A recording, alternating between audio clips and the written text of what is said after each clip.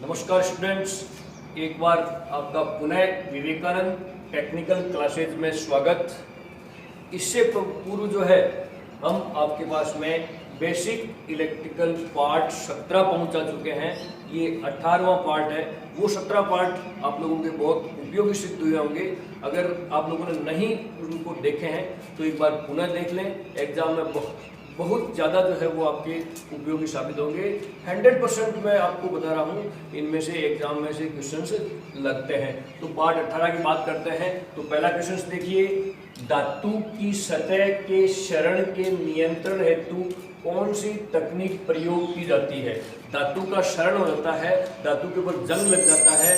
जैसे आप लोग लोहे के ऊपर बरसात के समय देखते हैं जंग लग जाता है, तो ऐसे ही इलेक्ट्रिकल में जो धातु काम में लिए जाते हैं उनके ऊपर जंग नहीं लगे, उसके लिए क्या करते हैं, उस धातु के ऊपर जो है दूसरी धातु की कोटिंग चढ़ा दी जाती है। जिस धातु के ऊपर क्षरण नहीं होता है वो उस धातु की परत चढ़ा दी जाती है। विशेषकर जो है जस्ते की परत जो है चढ़ाई जाती है। तो इस तकनीक को किस नाम से जाना जाता है। ये इलेक्ट्रिकल विधि से जो उसमें एनोड और कैथोड के रूप में छड़े लगाकर चढ़ाई जाती है। तो कौन सी विधि है? एनोडिक विधि नहीं, एनोड के रूप में नहीं करते हैं। जिस धातु के ऊपर परत चढ़ानी है उसको उस सेल में, बैटरी में जो है कैथोड के रूप में जो प्रयोग किया जाता है। इसलिए उसको क्या बोलते हैं? कैथोडिक सुरक्षा। क्या बोलते हैं? कैथोडिक सुरक्षा। क्या बोलते हैं? कैथोडिक सुरक्षा। अगला क्वेश्चन देखें, स्टार संयोजित सिस्टम में लाइन वोल्टेज VL है तथा फेज वोल्टेज क्या है? VP है। में क्या संबंध होता है? स्टार संयोजित सिस्टम में जो है लाइन वोल्टेज और फेज वोल्टेज में क्या संबंध होता है। तो पहले मैं आपको बता दूं, अगर 3 फेज का कोई भी लोड है तो उस लोड को 2 तरह से जोड़ा जाता है, स्टार संयोजन और डेल्टा संयोजन। इस सिस्टम में स्टार संयोजन और डेल्टा संयोजन। तो वो स्टार संयोजन कैसा होता है आपको पहले भी बताया जा चुका है। तीनों फेजों के लोड के एक एक सिरे को एक बिंदु पर जोड़ दिया जाता है। बाकी जो 3 सिरे बचते हैं उनको जो है लाइन से जोड़ दिया जाता है, सप्लाई से जोड़ दिया जाता है। ये तो हो गया स्टार संयोजन। डेल्टा संयोजन के लिए क्या होता है? प्रत्येक फेज का एक एक सिरा एक एक जगह ऐसे जोड़ देते हैं और फिर जो संयोजन बिंदु बनते हैं उनको सप्लाई से जोड़ दिया जाता है। तो ये हो गया आपका डेल्टा संयोजन। अब वो पूछ रहा है कि स्टार में जो है लाइन वोल्टेज और फेज वोल्टेज में क्या संबंध है। तो पहले ही समझ लें कि लाइन वोल्टेज और फेज वोल्टेज होती क्या है। लाइन वोल्टेज एक्चुअल में 2 फेजों के बीच में या 2 लाइनों के बीच में जो वोल्टेज चेक किए जाते हैं वो लाइन वोल्टेज कहलाती है। जबकि एक फेज और न्यूट्रल अगर सप्लाई है तो सप्लाई सिस्टम में एक फेज और न्यूट्रल के बीच में जो वोल्टेज चेक की जाती है वो जो है फेज वोल्टेज कहलाता है। परंतु जब लोड के रूप में अगर आपको फेज वोल्टेज चेक करने हो तो एक फेज का जो भी लोड है, जैसे ये आपका एक फेज का लोड है, मान लीजिए R3 का है, तो इसके सापेक्ष अगर आप एप्रोक्स में वोल्टमीटर लगाए और वोल्टमीटर जो पाठ्यांक देता है वो पाठ्यांक जो है फेज वोल्टेज कहलाता है। ये ध्यान देने योग्य बात है। कई बार जब बच्चे ये दिमाग में रहता है कि एक फेज और न्यूट्रल के बीच में मापी गई वोल्टेज ही फेज वोल्टेज कहलाता है, तो डेल्टा में फिर न्यूट्रल कहाँ से लाएंगे अपन? अपने पास न्यूट्रल ही नहीं है, तो क्या फेज वोल्टेज नहीं होंगे? होंगे। ये जो एक फेज का लोड है, ये एक फेज का लोड है, इसके अक्रॉस में जो मैं वोल्टेज मापूंगा वो फेज वोल्टेज होगा। तो जरूरी नहीं है कि एक फेज और न्यूट्रल के बीच में ही मापा गया वोल्टेज फेज वोल्टेज हो। 3 फेज सिस्टम लोड में जो है एक फेज के लोड के सापेक्ष मापी गई वोल्टेज फेज वोल्टेज होती है। तो अब देखें स्टार में, पहले मैं लाइन करंट की बात कर लेता हूँ। ये जो लाइन आ रही है मान लीजिए L2, इसमें मैंने एमीटर लगा दिया। इसमें कितना करंट है ये एमीटर क्या नापेगा? Line current मापेगा। क्या मापेगा? Line current मापेगा। अब ये एक फेज का लोड है, ये एक फेज का लोड है, इसका कितना करंट ले रहा है ये वो जो माप रहा है एमीटर वो क्या है? Phase current. पर बाकी देखें जो करंट लाइन में से होकर गुजर रहा है वही करंट फेज में से होकर गुजर रहा है। इसलिए जो है स्टार में लाइन करंट और फेज करंट समान होते हैं। ध्यान रखना, एग्जाम में बहुत बार होता है। सुनी लिखे देख, कहाँ देख रहा है? क्या होता है स्टार में?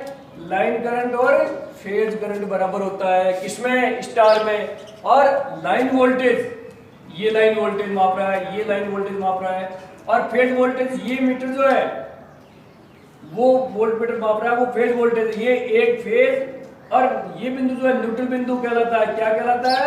न्यूट्रल बिंदु कहलाता है। तो ये एक फेज और न्यूट्रल के बीच में है। तो ये जो है VL का मान जो है फेज वोल्टेज से √3 गुना अधिक होता है स्टार में। ध्यान रखना, स्टार में लाइन करंट और फेज करंट बराबर होता है, और लाइन वोल्टेज फेज वोल्टेज से √3 गुना अधिक होता है। इसका उल्टा डेल्टा में देखें, इसमें करंट समान होता है, डेल्टा में जो है वोल्टता समान होती है। लाइन वोल्टेज और फेज वोल्टेज समान होंगे, जबकि लाइन करंट फेज करंट का √3 गुना अधिक होगा। कितना गुना अधिक होगा? √3 गुना अधिक होगा। ध्यान रखना, 4 पूर्ण सूत्र है, इनमें से कई बार एग्जाम में एक क्वेश्चन जरूर आता है।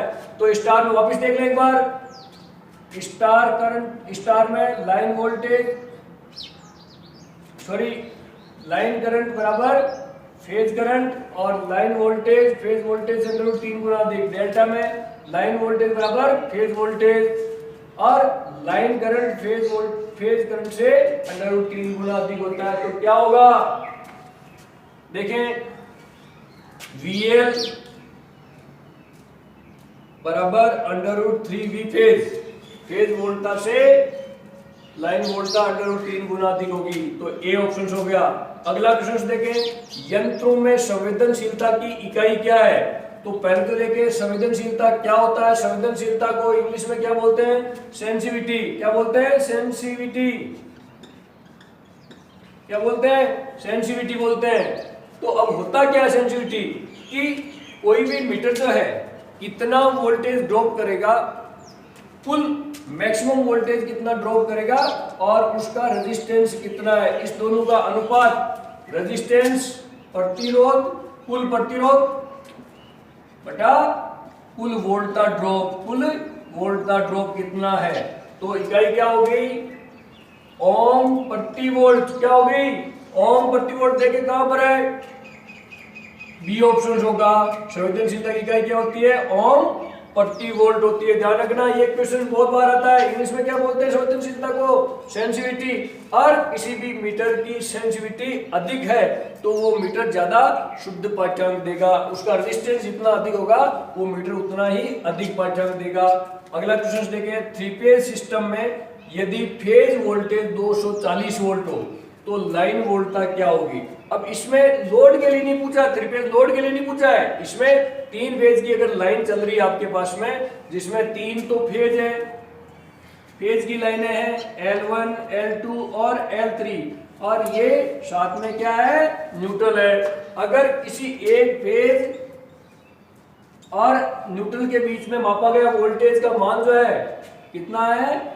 240 वोल्ट है। कितना है? 240 वोल्ट है। तो अब वो बोल रहा है कि लाइन वोल्टेज का मान कितना होगा? दो लाइनों के बीच में अगर वोल्टेज मापा जाए तो कितना होगा? तो उसके लिए सीधा सा फॉर्मूला है VL √3V फेज। √3 का मान 1.732 इंटू 240 बराबर 415 वोल्ट होगा। कितना होगा? 415 वोल्ट। देखिए कौन सा ऑप्शन है, फटाक से देख लीजिए, ये 415 वोल्ट हो गया। 2 नंबर पक्के हो गए आपके। अगला क्वेश्चन देखें, यदि किसी व्यक्ति को 20 मिली एम्पियर धारा का झटका प्राप्त होता है तो क्या होगा? यदि कोई व्यक्ति असावधानीवश, दुर्घटनावश या जानबूझ के भी अगर टच हो गया तो मनुष्य के शरीर पर उस करंट का क्या प्रभाव होता है?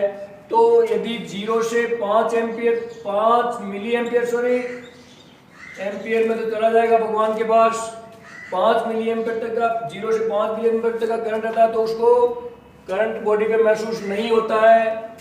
5 मिली एम्पियर से 20 मिली एम्पियर तक अगर करंट प्रवाहित होता है तो उसको हल्का हल्का झटका महसूस होता है, और 20 मिली एम्पियर से 50 मिली एम्पियर तक करंट तो उसके हृदयघात की संभावना रहती है, बहुत तेज झटका लगता है, बेहोश हो सकता है।